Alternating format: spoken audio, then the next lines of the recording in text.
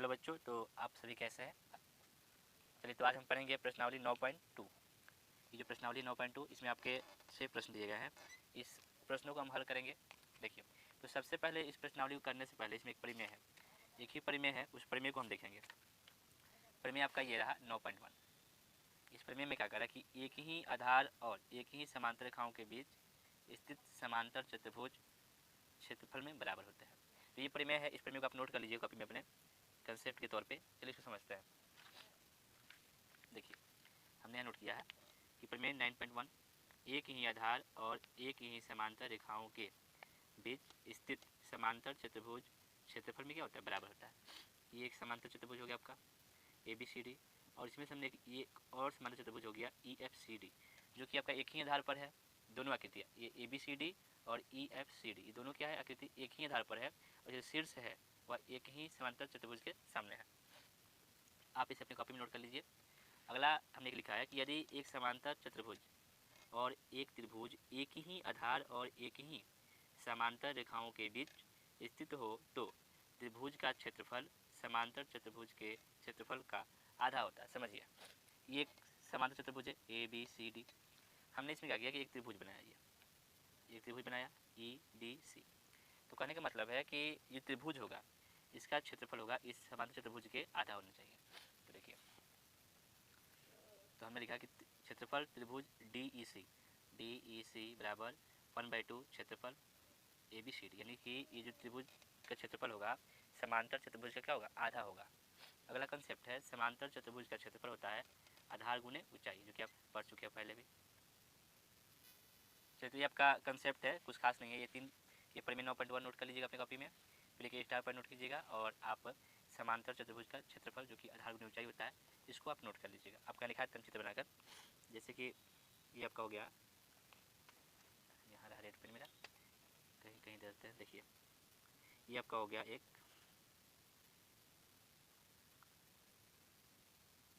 समांतर चतुर्भुज, नाम देते हैं ABCD। तो आधार तो पता है कि आधार आपका DC है। आधार कितना है, इसको आप आधार बोलते हैं। ये क्या आपका, ये आधार है, लेकिन ऊंचाई हम यहाँ लिखेंगे, इस पर हम लंब खींच देंगे, आपको यही क्या हो जाएगा, ये आपका हो जाएगा ऊंचाई, H यानी ऊंचाई। तो ये आपका होता है आधार गुने ऊंचाई, आधार गुने ऊंचाई। ठीक है, अब चलते हैं हम प्रश्नावली पे। तो बच्चों, पहला प्रश्न कह रहा है कि आकृति 9.15, ये आकृति है, में ABCD एक समांतर चतुर्भुज है। AE लंब DC है और CF लंब आपका AD है। यदि AB बराबर 16 सेंटीमीटर, ये AB जो है, AB कितना 16 सेंटीमीटर, AE बराबर 8 सेंटीमीटर और CF बराबर 10 सेंटीमीटर, तो AD ज्ञात करना है। तो चलते हैं, इसे हम अपने कभी भी समझते हैं, आपको समझाते हैं। तो हमने इसको यहाँ पे नोट किया। देखिए, ये हमने प्रश्न नोट कर लिया। इसमें क्या कह रहा है, आपको कह रहा है कि जो AB है, इसको साइड कर देते हैं, दिखाई दे रहा है आपको। AB कितना है, ये AB जो है 16 है, AB 16 सेंटीमीटर है। जब AB 16 सेंटीमीटर है तो ये भी क्या होगा आपका, ये जो DC है ये कितना होना चाहिए आपका, 16 सेंटीमीटर। AE ये जो ऊंचाई हो गया, ये आपका हो गया 8 सेंटीमीटर। CF ये जो CF है, ये आपका होगा कितना, 10 सेंटीमीटर। अगर हम इसको आधार मानते हैं, अगर हम AD को आधार मानते हैं, तो ये आपका क्या हो जाएगा, ये आपका ऊंचाई हो जाएगा। तो इसे हम बनाएंगे कैसे, हम लिखेंगे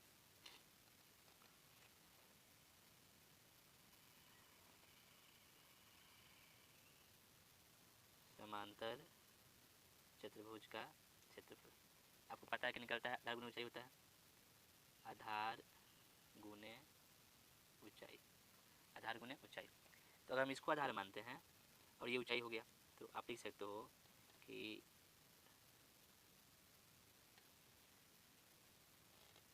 आप लिखिएगा DC बराबर AB, ये दोनों बराबर होते हैं आपस में। तो आप लिखोगे क्या यहाँ पे कि चूँकि AB गुने AE, अब देखिए, अब हम AD को आधार मानते हैं तो ये आपका ऊंचाई हो जाएगा, तो AD गुने CF। अब देखिए, इसे आप लिखो या ना लिखो कोई दिक्कत नहीं है। चलिए, अब AB कितना है, तो 16 है, AE कितना है, 8, AD नहीं पता है, CF कितना है, तो CF जो है आपका वह 10। हम क्या करेंगे कि AD इधर करते हैं और CF उधर करते हैं, तो आप लिख सकते हो और AD गुने 10 बराबर 16 8, तो AD बराबर 16 गुने 8 बटा 10, तो AD बराबर हो जाएगा आपका 16 8 कितना होता है, ये हो गया आपका 128/10 यानी कि 12.8। ये आपका हो जाएगा 12.8 सेंटीमीटर आपका आंसर। ये पहले प्रश्न का आंसर है। आशा कि आप समझ गए होंगे। देखिए ये फिर समझ लीजिए। एक आपका ये चित्र में दिया ए बी 16 सेंटीमीटर है, ए ई जो है ए ये जो ऊंचाई कितना 8 है, सी एफ जो ये ऊंचाई 10 है। हम लिख सकते हैं क्या कि ए बी गुने ए ई बराबर ए डी गुने सी एफ।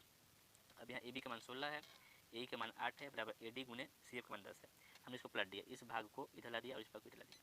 तो A D is equal to हो जाएगा 16 गुने 8 बटे 10। 16 8 128 बटे 10 किए हैं तो 12.8 आपका आंसर आ गया। चलिए चलते हैं नेक्स्ट क्वेश्चन। चलिए बच्चों, तो दूसरा प्रश्न दिया है कि यदि ए बी सी डी और ई एफ जी एच क्रमशः समांतर चतुर्भुज ए बी सी डी की भुजाओं के मध्य बिंदु है, तो दर्शाइए कि area of E F G H बराबर 1/2 area of A B C D. तो देखिए इसको हम समझते हैं अपने कॉपी पे। यहाँ देखिए, इसको आपको हम समझाते हैं। हमने यहाँ चित्र बनाया। देखिए प्रश्न क्या दिया था कि ए बी सी डी क्या है, एक समांतर चतुर्भुज है। ई एफ जी एच भुजाओं का मध्य बिंदु। ये पेन कहाँ रख दिए हैं, भुलक कर है ना जी। चलिए देखिए बच्चों, कह रहा कि ई एफ जी एच मध्य बिंदु है, ये इसका मध्य बिंदु हो गया। इस भुजा का मध्य बिंदु यहाँ जगह पढ़ चुके, पहले ही पढ़े हो। इसका मध्य बिंदु ये रहा, इसका मध्य बिंदु ये रहा। इस सभी मध्य बिंदु को हम मिलाएंगे। चलिए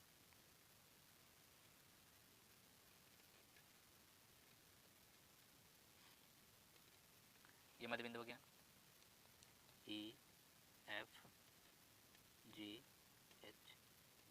ई एफ जी एच, एक ये चीज़ क्या है, ई एफ जी एच भुजाओं का मध्य बिंदु हो गया।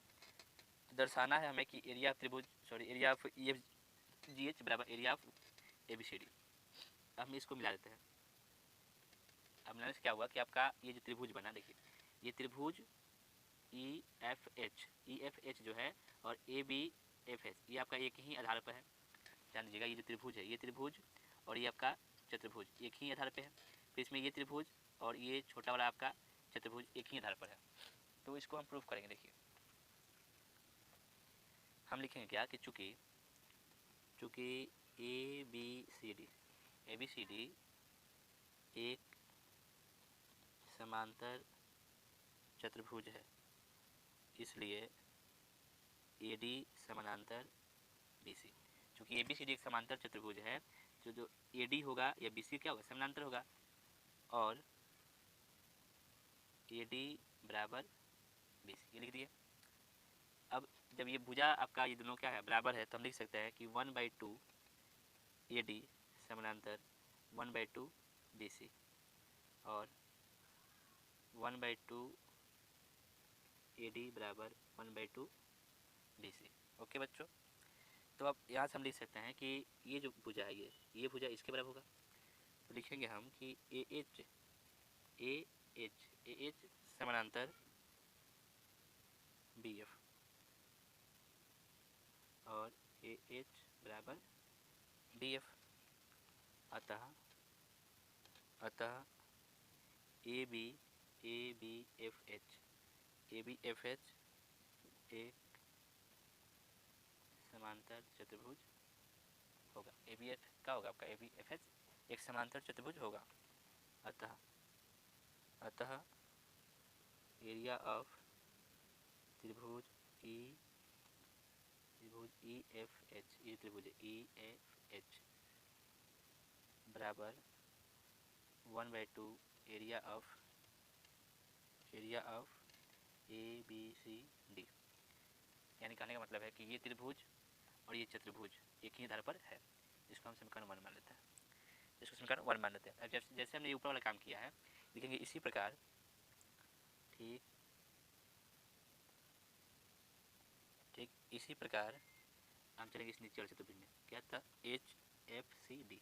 इसी प्रकार एच एफ सी डी एक समांतर चतुर्भुज होगा। क्या होगा, समांतर चतुर्भुज होगा। इसलिए एरिया ऑफ त्रिभुज, इसमें लिखेंगे हम एच जी एफ में, एरिया त्रिभुज एच एफ जी बराबर 1/2 एरिया ऑफ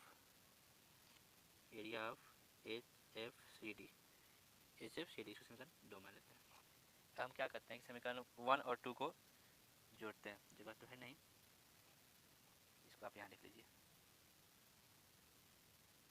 इसके बाद आप समीकरण 1 और 2 यहाँ पे है, हम क्या करेंगे, समीकरण 1 और 2 को जोड़ देंगे। समीकरण 1 प्लस 2 से हम लोग जोड़ रहे हैं, जब हम जोड़ेंगे तो लिख सकते हैं इसको, एरिया ऑफ त्रिभुज E F H plus area of त्रिभुज H F G, H F G बराबर, जगह नहीं लिख लीजिए बराबर। हम क्या करेंगे कि अब जो ये आपका ये तो जोड़ लिए हम दोनों का, अब इधर वाला के दोनों को जोड़ेंगे। 1/2 area of A B C D, sorry A B C D नहीं है आपका, ए बी एफ एच है, A B F H, A B F H है, A B F H, A B F H plus 1/2 area of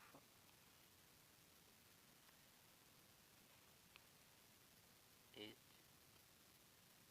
F C D. चलिए तो हम दोनों को लिख लिया, जब जोड़ेंगे तो क्या हमें मिलेगा, हमें मिल जाएगा, इसको जोड़ने से हमें मिलेगा area of E F G H बराबर 1/2 area of A B C D. हमें यही प्रूफ करना था, ये आपका क्या हो गया, प्रूफ हो गया। तो हमें इसको प्रूफ करना है, देखिए ध्यान से एक बार, ये जो है ना वो ये लिखे ए बी एफ एच, ध्यान दीजिएगा ए बी एफ एच, तो इस तरह से आपका ये जो हो गया 2 नंबर प्रूफ हो गया। अब चलते हैं तीसरे नंबर प्रश्न पे।